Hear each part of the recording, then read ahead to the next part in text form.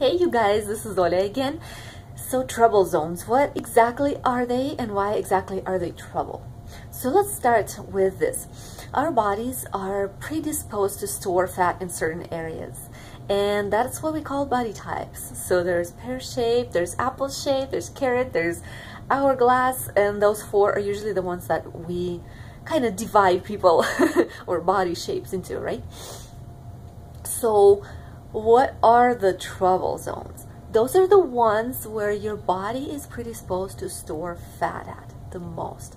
Those are the areas where you gain weight, it goes there first, and when you lose weight, it leaves that area last. So let's take me for an example. I have a genetically pear-shaped body. So that means that when I gain some fat on me, where does it go? It goes straight to my thighs and my booty. Now, if you're apple-shaped, so you're going to be storing your fat on your torso. And when you're going to be in the process of losing fat, I'm not saying losing weight, okay? There's a big difference between losing weight and losing fat. So when you're in the process of losing fat, if you, let's say, are pear-shaped, first of all, your upper body is going to lean out first. So you're going to get all thin and dry up here, but your lower body will still be storing those last few pounds of fat.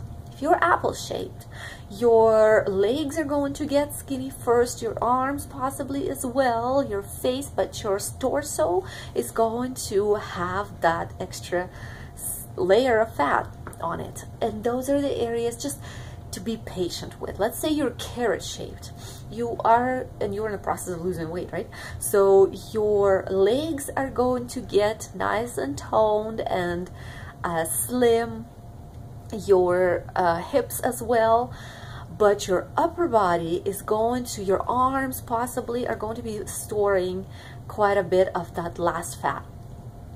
And then the hourglass finally is what in today's day and age we consider the luckiest, because those are the body types that store extra fat kind of proportionally all over the body. So those are the women that when they gain a little bit of fat, you can't really tell because it is spread out so evenly all over the body. And now when the weight is coming off of those types of figures, it's gonna be coming off just as evenly as it is put on. So whoever that lucky woman is, it is not me. So what do we do about the trouble zones? First of all, if you have absolutely no problem with your genetic body type, and by the way, that is genetic. There's nothing we can do about how our body naturally stores fat. And there's no way to lose fat in certain areas only. So if you are not going to lose the belly fat by doing crunches, that is what I mean. And you are not going to lose the fat on your thighs by doing squats.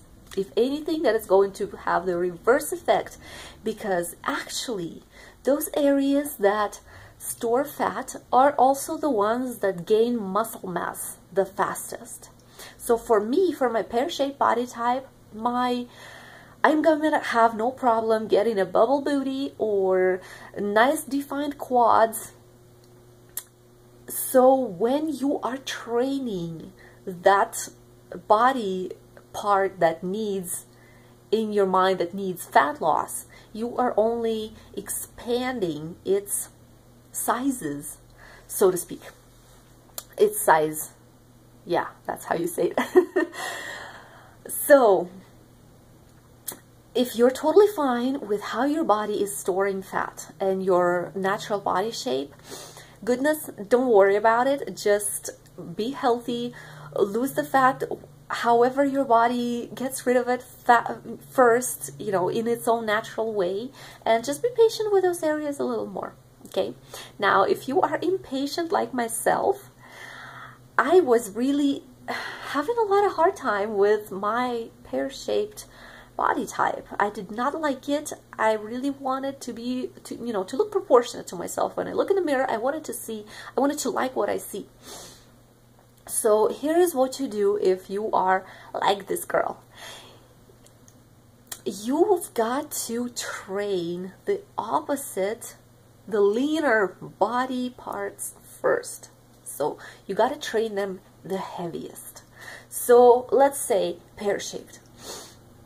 My upper body is going to have the hardest time gaining muscle mass, right?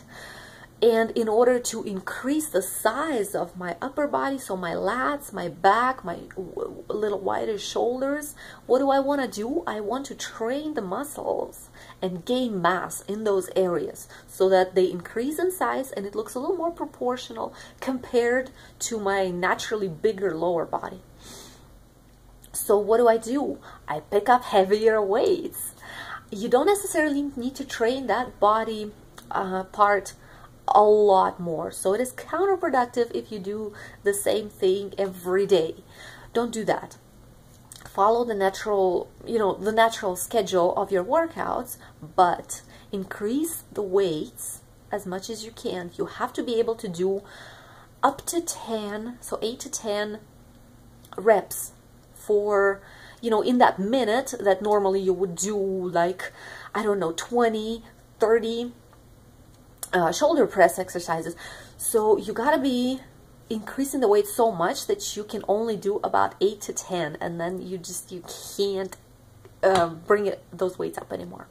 So those exercises are mass building. So whatever the part of your body that you want to increase in size to kind of counterbalance your trouble zone, that's what you got to be training. All right. I hope it makes sense, and that's exactly what I've done. And believe me, I am all for body love, for loving your body the way it is. And it is absolutely great, whatever body shape you've got. But in my opinion, still loving your body is treating it right, is gravitating, when your attention doesn't immediately gravitate towards flaws, but when it's kind of like a positive outlook, giving it the fuel that it needs, giving it the movement, and having that, I guess, faith is not the right word, but like having the positive outlook on what eventually you want your body to look like, to feel like, or what exactly you're going to, what do you want to see yourself as? So for me, that is exactly what I've done. And for me, it worked great because now I actually love seeing my reflection in the mirror.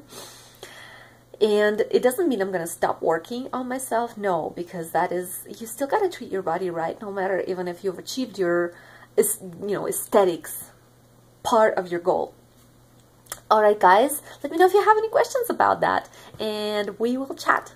Talk to you later.